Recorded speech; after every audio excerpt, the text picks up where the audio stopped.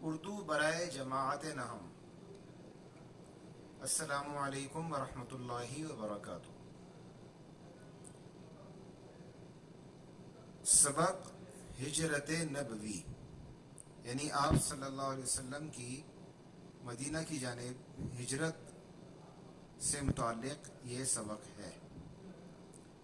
تو بچوں ذرا یہ نقشہ تو دیکھو، ہمارے پیارے نبی صلی اللہ علیہ وسلم نے جب دین کی خاطر اپنا وطن چھوڑا تو مدینہ جانے کے لیے آپ صلی اللہ علیہ وسلم نے کیسا راستہ چنا؟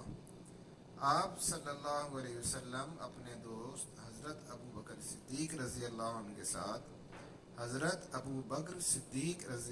کے ساتھ عام راستے سے ہٹ کر سنسان راہوں، ویرانوں، دور دراز کی بستیوں اور صحراؤں اور پہاڑوں سے گزرتے ہوئے آخرکار مدینہ جا پہنچے، جہاں آپ کا بے تابی سے نہایت شدت سے انتظار ہو رہا تھا۔ ہجرت کا یہ سفر ہمیں بتاتا ہے کہ نیکی، سچائی، انصاف اور حق کے راستے میں مشکلات آتی ہیں، لیکن اس راستے کے آخر میں کامیابی ہمارا انتظار کر رہی ہوتی ہے۔ تو یہ نقشہ ہے، اس کو نقشے کو آپ ذرا غور سے دیکھیے، اور اس میں آپ دیکھیے کہ مکہ مکرمہ سے نکلنے کے فوراً بعد آپ صلی اللہ علیہ وسلم مدینہ جانے والے راستے کی جانب نہیں گئے، بلکہ راستہ بدل کے جبل ثور کی جانب چلے گئے، جو مدینہ کے راستے میں نہیں تھا۔ پھر آپ جبل ثور میں ٹھہرے رہے، اس کے بعد پھر آپ نے جو سفر شروع کیا تو آپ کا سفر جو ہے وہ عام راستے پہ نہیں رہا، بلکہ آپ راستہ بدل کے اور غیر معروف راستوں سے اور دوسرے راستوں سے ہوتے ہوئے مدینہ کی جانب تشریف لے گئے۔ اب ہم دیکھتے ہیں کہ اس سبق میں آپ کیا کیا سیکھیں گے۔ تو سب سے پہلے مصنف کا تعارف ہوگا، پھر موضوع کا تعارف ہوگا، مشکل الفاظ اور تراکیب بھی آپ کو بتائی جائیں گی، اقتباسات کی تشریح بھی آپ کے سامنے کی جائے گی تاکہ آپ کو اقتباس کی تشریح کرنے کا طریقہ ہے۔ اس کے بعد ہم خلاصہ بھی آپ کو بتائیں گے کہ خلاصہ کیسے کیا جاتا ہے، اور مختصر سوالات میں سے بھی ایک آدھ سوال ہم آپ کو بتا دیں گے۔ تو ہم اب آگے چلتے ہیں۔ سب سے پہلے ہم مصنف کے تعارف کو دیکھتے ہیں۔ مصنف کے تعارف میں آپ کو دو چیزیں بتائی جائیں گی۔ ایک مصنف کا عمومی تعارف، وہ آپ کی کتاب میں بھی لکھا ہوا ہے، وہاں سے آپ دیکھ سکتے ہیں۔ اس کے بعد مصنف کی جو ادبی تحریر تھی اس کی خوبیاں بیان کی جائیں گی، یعنی مصنف کے انداز بیان کے بارے میں آپ کو بتایا جائے گا۔ یہ انداز بیان بھی آپ کی کتاب میں موجود ہے، ہم نے اس کو تھوڑا سا الگ کر کے لکھ دیا ہے تاکہ آپ سہولت سے اس کو سمجھ سکیں اور یاد کر سکیں۔ تو ہم اب اس کا تعارف پڑھنا شروع کرتے ہیں مصنف کا۔ علامہ شبلی نعمانی کا اصل نام محمد شبلی تھا۔ حضرت امام ابو حنیفہ کے اصل نام نعمان بن ثابت کی نسبت سے انہوں نے اپنا نام شبلی نعمانی رکھ لیا تھا۔ وہ 1857 میں اعظم گڑھ کے ایک نواحی قصبے میں پیدا ہوئے۔ آپ کی تعلیم بڑے اچھے ماحول اور اپنے عہد کے یعنی اپنے دور کی اعلیٰ ترین درسگاہوں میں ہوئی۔ 1882 میں وہ علی گڑھ کالج کے شعبہ عربی سے منسلک ہو گئے۔ یہاں انہیں سر سید احمد خان اور دوسرے علمی اکابر کی صحبت میسر آئی، یعنی ان کا ساتھ میسر آیا، جس نے ان کے ذوق کو نکھارنے میں اہم کردار ادا کیا۔ علامہ شبلی نعمانی کا ایک بڑا کارنامہ ندوۃ العلماء کا قیام ہے۔ ندوۃ العلماء ایک ادارہ ہے جو اب انڈیا میں ہے۔ ان کا ایک اور کارنامہ ان کی تصنیف سیرت النبی سمجھی جاتی ہے۔ ان کی زندگی میں اس کتاب کی فقط ایک جلد شائع ہو سکی تھی۔ ان کے انتقال کے بعد یہ کام ان کے لائق شاگرد سید سلیمان ندوی نے پایہ تکمیل کو پہنچایا۔ شبلی نعمانی کی دیگر تصانیف میں شعر العجم، الفاروق، سیرت النعمان یعنی امام حنیفہ کی سیرت پر لکھی گئی کتاب، موازنہ انیس الدبیر اور الغزالی کے نام سر فہرست ہیں۔ شاعری میں مثنوی صبح امید، قطعات اور دیوان شبلی موجود ہیں۔ علامہ شبلی نعمانی کا انتقال 1914 میں ہوا۔ ان کا مزار اعظم گڑھ میں واقع ہے۔ یہ تو شبلی نعمانی کا مختصر سا تعارف ہے۔ اب ذرا ان کی ادبی تحریر کی جو خوبیاں ہیں، ان کے انداز بیان کی خوبیاں ہیں، اس پہ ہم ایک نظر ڈال لیتے ہیں۔ شبلی نعمانی نے اردو میں بہت کام کیا. ان کا شمار اردو نثر کے بنیاد گزاروں میں کیا جاتا ہے. ان کے انداز بیان کی تعریف کی جاتی ہے. یہ بھی آپ کی کتاب میں موجود ہے کہ شبلی نعمانی کا جو ایک بہت بڑا کام تھا وہ ان کا انداز بیان تھا, بہت بڑا کارنامہ جسے کہا جاتا ہے. شبلی نے تاریخ نگاری بھی کی اور سوانح عمریاں بھی لکھی. انہوں نے تنقید نگاری بھی کی اور شاعری بھی کی اور سفر نامے بھی لکھے. سب سے بڑھ کر انہوں نے سیرت نگاری بھی کی. تو یہ اتنے سارے کام شبلی نعمانی نے انجام دیے. شبلی نعمانی کی عبارت میں فصاحت و بلاغت موجود ہے. فصاحت کا مطلب یہ ہوتا ہے کہ عبارت کا جو ہر لفظ ہے وہ بالکل آسان ہو, عام فہم ہو, عام بول چال کے مطابق ہو, ہر آدمی اس کو سمجھ سکتا ہو. اور بلاغت کا مطلب یہ ہوتا ہے کہ موقع محل کے مطابق ایسی بات کی جائے کہ اس سے زیادہ اچھے انداز میں بات کی جانا ممکن نہ ہو.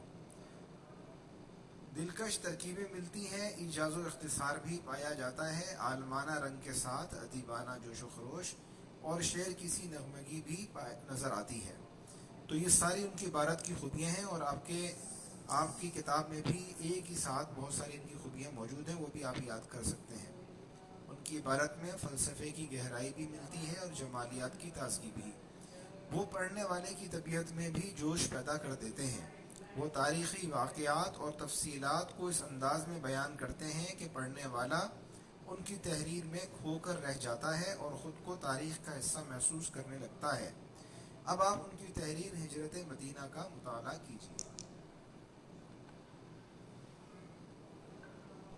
تو یہ موضوع کا تعارف ہے. اس کے اندر سب سے جو پہلا سوال ہے وہ ہے کہ ہجرت کسے کہتے ہیں. تو اب سوال یہ ہے کہ ہجرت کسے کہتے ہیں. تو ہجرت کا لفظی مطلب ایک جگہ سے دوسری جگہ منتقل ہونا ہے. اسلامی اصطلاح میں ہجرت کا مطلب ہے اللہ تعالیٰ کی راہ میں اپنے وطن کو چھوڑ کر کسی دوسری جگہ منتقل ہونا. ہجرت اس وقت کی جاتی ہے جب کسی جگہ اللہ پاک کی عبادت آسان نہ رہے اور مسلمانوں کے لیے وہاں جینا دشوار ہو جائے. ہجرت مدینہ کا مطلب ہے رسول اللہ صلی اللہ علیہ وسلم اور آپ کے صحابہ کرام کا مکہ چھوڑ کر یثرب یعنی مدینہ چلے جانا. مکہ سے مدینہ ہجرت کا پس منظر, یعنی یہ ہجرت ہوئی کیوں تھی. ایک تو ہمیں بات معلوم ہے کہ مکہ میں وہ ٹھہر نہیں سکتے تھے, ان پہ بہت زیادہ مظالم ڈھائے جا رہے تھے.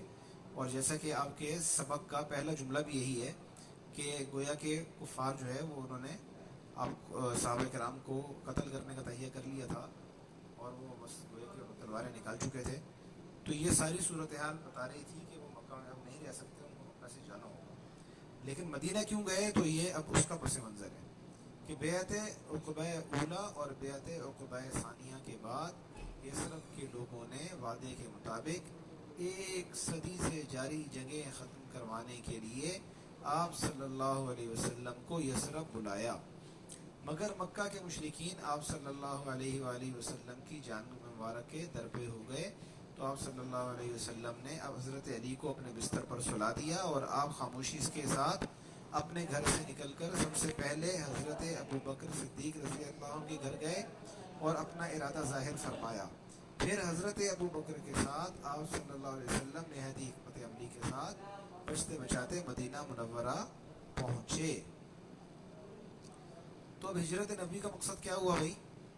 آپ نے جان لیا کہ مکہ میں رہتے ہوئے دین کی دعوت دینا اور اللہ تعالیٰ کے احکام پر عمل کرنا دشوار تھا. چونکہ یہ کام مکہ میں نہیں ہو سکتا تھا, اس لیے اللہ ہی کے حکم سے آپ صلی اللہ علیہ وسلم نے مکہ کو چھوڑ دیا اور مدینہ تشریف لے گئے تاکہ وہاں جا کر دین کی دعوت کا کام سر انجام دیں اور اللہ کے دین کو پھیلائیں.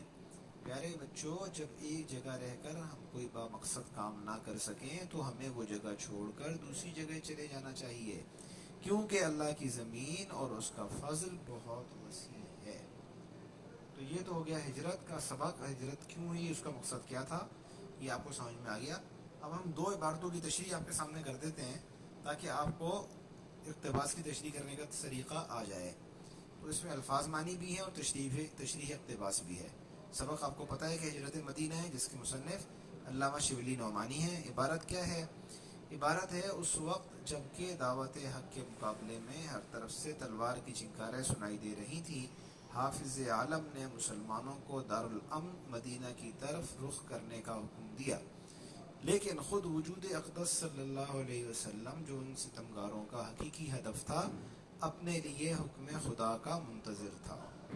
تو اس میں دیکھیں مشکل الفاظ اور جو تراکیب ہیں، یہ جو مذہبی اصطلاحی الفاظ ہیں، جو بھی ایسی چیزیں ہیں جن کو سمجھنا آپ کے لیے دشوار ہو سکتا تھا، اس کا مطلب ہم نے یہاں پہ لکھ دیا ہے، یہ آپ خود پڑھ سکتے ہیں، اس کا مطلب بتانے کی ضرورت نہیں ہے۔ عبارت میں ادبی خوبیاں جو ہیں وہ کیا کیا ہیں کہ اس میں سیرت کا بیان ہے، اس میں واقعہ نگاری ہے، اس میں تاریخی احوال بیان کیے گئے ہیں، اور اس میں تفصیلی بات کو مختصر انداز میں بیان کیا گیا ہے جس کو ایجاز اور اختصار کہتے ہیں، اور واقعے کو اس کو سبب کے ساتھ بیان کیا ہے۔ یہ ایک فلسفیانہ انداز ہوتا ہے بیان کرنے کا۔ عبارت میں جوش بھی ہے اور ادیبانہ اور شاعرانہ جھلک بھی ہے، فصاحت بھی ہے اور بلاغت بھی ہے۔ تو یہ ساری اس عبارت کی خوبی ہیں۔ تشریح کیا ہے؟ تشریح بالکل آسان ہے، اب مجھے اس کو پڑھ کے سنانے کی ضرورت نہیں ہے، عبارت میں نے پڑھی ہے، یہ تشریح آپ خود پڑھ لیجیے، یہ آسان ہے، اس میں کچھ بھی مشکل بات نہیں ہے۔ اب ہم آگے چلتے ہیں، یہ تشریح آپ پڑھ لیجیے پہلے آرام سے، اور اس کے بعد پھر ہم اگلے سبق پہ چلے جاتے ہیں، اگلے صفحے پہ چلے جاتے ہیں۔ اگلا صفحہ جو ہے اس میں دیکھیے الفاظ معنی ہیں، تشریح اقتباس ہے، اور یہ بھی ظاہر سی بات ہے کہ اسی سبق کی عبارت ہے تو اسی کا حوالہ دیا جائے گا۔ اور عبارت کیا ہے کہ اس بنا پر جناب امیر حضرت علی رضی اللہ عنہ کو بلا کر فرمایا، مجھ کو ہجرت کا حکم ہو چکا ہے، میں آج مدینے روانہ ہو جاؤں گا، تم میرے پلنگ پر میری چادر اوڑھ کر سو رہو، صبح کو سب کی امانتیں جا کر واپس دے آنا۔ یہ سخت خطرے کا موقع تھا، جناب امیر کو معلوم ہو چکا تھا کہ قریش آپ کے قتل کا ارادہ کر چکے ہیں، اور آج رسول اللہ صلی اللہ علیہ وسلم کا بستر خواب قتل گاہ کی زمین ہے، لیکن فاتح خیبر کے لیے قتل گاہ فرش گل تھا۔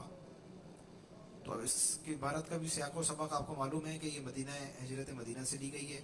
سیاق و سباق کا مطلب یہ ہے کہ اس عبارت کا جو ماحول ہے، اس عبارت کے ارد گرد جو واقعات پیش آ رہے ہیں، جو کچھ بھی ہو رہا ہے، ہم اس کی وضاحت کرتے ہیں تاکہ عبارت کو سمجھنا آسان ہو جائے۔ تو یہ کس ماحول میں، یہ عبارت کس ماحول کی ہے، کہاں سے یہ مکالمہ لیا گیا ہے، یا جو یہ واقعہ کہاں سے اٹھایا گیا ہے؟ تو ہجرت مدینہ کا واقعہ پیش آ رہا ہے۔ آپ صلی اللہ علیہ وسلم اپنے گھر میں ہیں، لیکن اب آپ وہاں سے نکلنے والے ہیں۔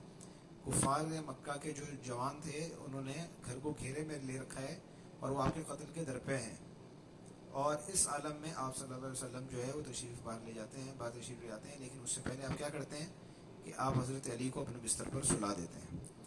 اور چونکہ یہ بہت خطرناک مرحلہ ہو سکتا تھا تو حضرت علی کی جان ایک لحاظ سے خطرے میں بھی تھی، لیکن وہ شخص جو تھے حضرت علی رضی اللہ عنہ جو تھے، بہت بہادر آدمی تھے، اور انہیں مستقبل میں یعنی کچھ سالوں بعد ان کو فاتح خیبر کا خطاب ملنا تھا، تو ان کے لیے یہ سخت خطرے کا موقع کوئی پریشانی کی بات نہیں تھی، بلکہ ان کے لیے اس بستر پر لیٹنا ایسا ہی تھا جیسے کہ وہ پھولوں کے بستر پر لیٹ رہے ہوں۔ تو یہ میں نے آپ کو سمجھا دیا، اب اس کی جو مزید تشریح ہے یہ آپ خود پڑھ لیجئے گا۔ اب ہم آگے چلتے ہیں۔ آگے آپ کو بتایا گیا ہے کہ سبق کا خلاصہ کیسے لکھتے ہیں۔ تو طلبہ و طالبات، مشق میں آپ کو سبق کا خلاصہ لکھنے کا کام دیا گیا ہے۔ کسی سبق کا خلاصہ لکھنے کا طریقہ یہ ہے کہ سب سے پہلے اس سبق کو چند حصوں میں تقسیم کر لیا جائے، اس کے لیے پیراگراف کی مدد لی جائے، اور اگر سبق میں پیراگرافنگ ہوئی بھی ہے تو اپنے آپ کو کوئی پریشانی ہے ہی نہیں۔ اہم ناموں، افراد اور واقعات کو توجہ سے دیکھ لیا جائے، اور ہو سکے تو ان کا شمار کر لیا جائے۔ شمار کرنے کا مطلب یہ کہ اس سبق میں کتنے واقعات آئے ہیں، کتنے افراد آئے ہیں، ٹھیک ہے، اور اہم نام یا اہم مقام یا اہم تاریخیں کون سی ہیں۔ سب سے اہم کام یہ ہوگا کہ سبق یا مضمون کے اہم نکات کو ایک خاکے کی صورت میں لکھ لیا جائے۔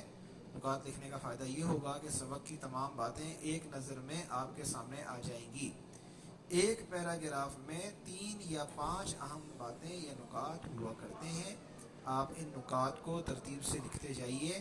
مثلاً سبق ہجرت نبوی کے پہلے پیراگراف کے 2 بنیادی نکتے ہیں۔ نمبر 1، ظلم کا شکار عام مسلمانوں کو ہجرت کی اجازت۔ نمبر 2، ظالموں کے حقیقی ہدف رحمت دو عالم صلی اللہ علیہ وسلم کو حکم خداوندی کا انتظار۔ تو پہلے پیراگراف میں یہ 2 باتیں بتائی ہیں انہوں نے۔ اب ان دونوں باتوں کو، ان دونوں نکات کو ایک سادہ جملے میں لکھا جا سکتا ہے۔ اس طرح پورا پیراگراف کا خلاصہ ایک جملے میں آ جائے گا۔ اگلے پیراگراف میں کفار کی مشاورت اور سرکار دو عالم صلی اللہ علیہ وسلم کے خلاف سازش، یعنی ان کے گھر کو گھیر لیا گیا اور قتل کی جو پلان تھا وہ بنایا گیا۔ پھر ہجرت کا حکم ہوا، سفر پر روانگی ہونے لگی تو حضرت علی کو بستر پر سلانے اور امانتیں ان کے سپرد کرنے کا ذکر ہے۔ یہ اگلے پیراگراف کے اندر یہ ساری چیزیں موجود ہیں۔ ان نکات کو ایک یا زیادہ سے زیادہ 2 جملوں میں سمیٹا جا سکتا ہے۔ خلاصہ لکھنے کا اصول یہ ہے کہ خلاصہ مقدار میں اصل متن کا 33% ہونا چاہیے، اس سے زائد نہیں ہونا چاہیے۔ نیز خلاصے میں کوئی اہم بات نظر انداز نہیں ہونی چاہیے، افراد، مقامات اور تاریخوں کو شامل کرنا چاہیے۔ خلاصہ ہمیشہ سادہ الفاظ میں لکھا جاتا ہے، جس سے بسا اوقات سبق مضمون یا اصل متن کی وضاحت بھی ہو جاتی ہے۔ اور اب اگلے دیکھتے ہیں کہ کیا ہے کہ آپ در ذیل تراکیب کا معنی لکھیں۔ آستانہ مبارک، بوسگائے خلائق، فرش گل گراں بہا، ہما تن چشم انتظار۔ تو ان تمام الفاظ کا معنی ہم نے نیچے لکھ دیا ہے۔ یہاں کہیں برابر میں آپ دیکھ رہے ہیں کہ جو شبلی نعمانی نے جو کتابیں لکھی تھی ان کی بھی یہاں پہ نقل لکھی موجود ہے، ان کی ایک تصویر ہم نے آپ کو لگا دی ہے آپ کی آسانی کے لیے، تاکہ آپ ان کو دیکھ لیں۔ تو اس سبق کو آپ آسان سمجھ لیں گے، امید ہے کہ آپ آسانی سے سمجھ لیں گے، اور جو کچھ باتیں رہ گئی ہیں انشاءاللہ وہ ہم آپ کو بعد میں بتا دیں گے۔ السلام علیکم۔